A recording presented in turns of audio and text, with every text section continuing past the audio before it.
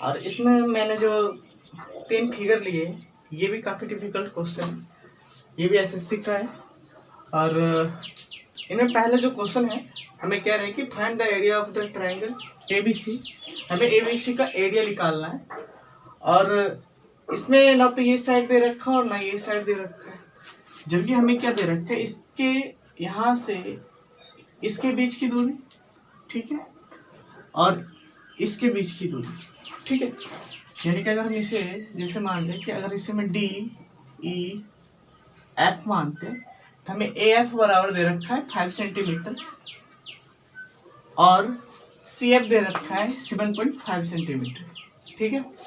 तो जो इस ट्रायंगल का जो एरिया होगा, वो जो एरिया होगा ये a f into c f के मल्टीपल के बराबर होगा, ठीक है।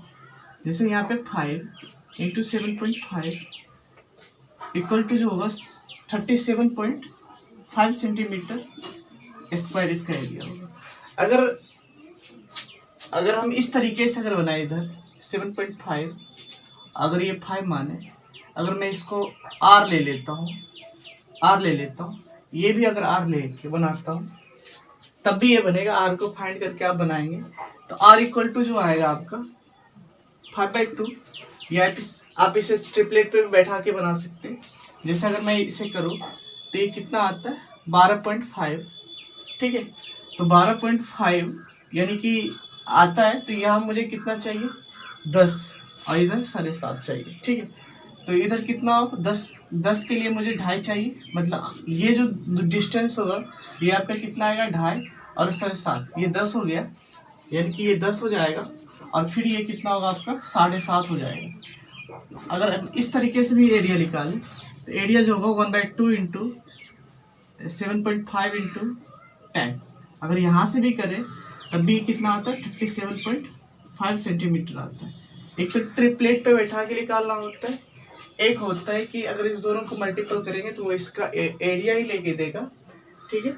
और एक होता है कि आप ये p का स्क्वायर प्लस b का स्क्वायर इक्वल टू h का स्क्वायर करेंगे तो आपको r फाइंड होगा, और r फाइंड करने के बाद फिर एरिया निकालने के लिए 1/2 इंटू b गुना h करना पड़ेगा, ठीक है।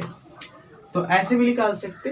या तो एक डायरेक्ट रिजल्ट याद रखें कि अगर एक राइट एंगल ट्रायंगल में अगर अंदर से कोई सर्कल इसके तीनों साइड को टच कर रहा है, और जो इसका हाइपोटेनस पे जो स्पर्श बिंदु है वहाँ से अगर उसके शीर्ष एक शीर्ष ये से इसके बीच की दूरी और एक शीर्ष ये यहाँ से यहाँ के बीच की दूरी दिया हो, तो उस दोनों दूरी के मल्टीपल के बराबर उस राइट एंगल ट्रायंगल का क्या होता है एरिया होता है, ठीक है।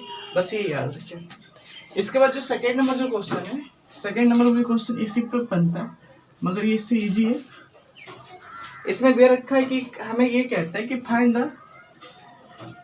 फाइंड द एरिया ऑफ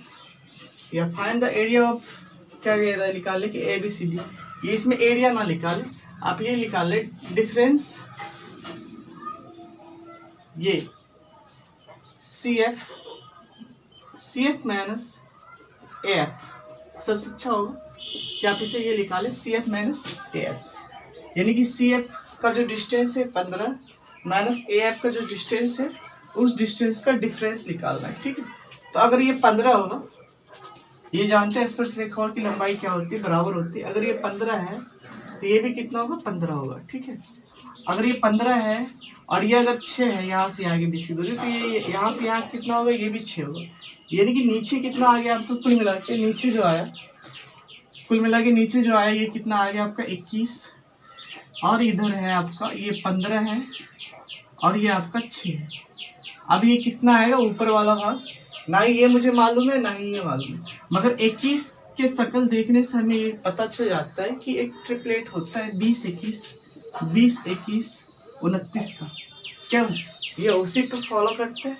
अगर ऐसे भी नहीं बनाना चाहते तो आप अगर x फाइंड करके बनाएंगे, यानी कि b का स्क्वायर प्लस p का square equal to h square करके, तब भी आंसर वही आएगा, ठीक है। मगर ये ट्रिपलेट एक फॉलो कर रहे हैं 20, 21, 29, यानी ये 29 होगा। अगर ये इतना अकेले 15 है तो ये कितना होगा, ये आपका 14 होगा।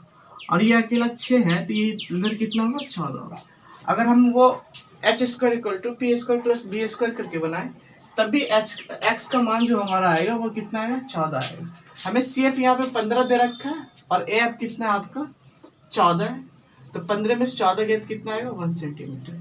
यानी इस दोनों डिस्टेंस के बीच का जो डिफरेंस है वो कितना है आपका 1 सेंटीमीटर है। तो दोनों तीन तीन तरीके होते हैं, या तो डिफरेंस या तो ट्रिपलेट पे बैठा ले, या तो आप निकाल के बनाए, ठीक है। अब मेन क्वेश्चन जो आपका है 3rd नंबर क्वेश्चन काफी अच्छा क्वेश्चन है। अगर इसमें एक चीज है कि अगर एक राइट एंगल ट्रायंगल के अंदर एक सर्कल हो और वो राइट एंगल ट्रायंगल खुद एक सर्कल के अंदर इंस्क्राइब्ड हो, यानी बना हो, उस सर्कल के अंदर खुद बना हो। यहाँ पे देखेंगे कि मोटू ट्रायंगल जो है, सॉरी मोटू सर्कल जो है, मोटू सर्कल के अंदर एक ट्रायंगल बना हुआ है, राइट एंगल ट्रायंगल, और इस ट्रायंगल के अंदर एक छोटू सर्कल बना हुआ है, ठीक है। तो ये इस छोटू सर्कल का जो रेडियस है वो कितना दे रखा है आपका 3 सेंटीमीटर दे रखा है, और मोटू सर्कल का जो रेडियस है वो कितना दे रखा है 10 सेंटीमीटर दे रखा है। और हमसे ये पूछ रहा है कि जो ये राइट एंगल ट्रायंगल जो है, यानी ए बी सी जो राइट एंगल ट्रायंगल है, इस राइट एंगल ट्रायंगल का जो एरिया होगा ये कितना होगा। तो एरिया के लिए एक फॉर्मूला आता है आपका रेडियस से related, small r into small r plus 2 capital r, ठीक है, ये होता है। तो यहाँ पे स्मॉल आर आपका कितना है 3 दे रखा है, फिर ये 3 है, कैपिटल आर 10 दूना 20 हो जाएगा ये, ठीक है। तो 23 3 गुना 23 कितना हुआ आपको 69 सेंटीमीटर स्क्वायर।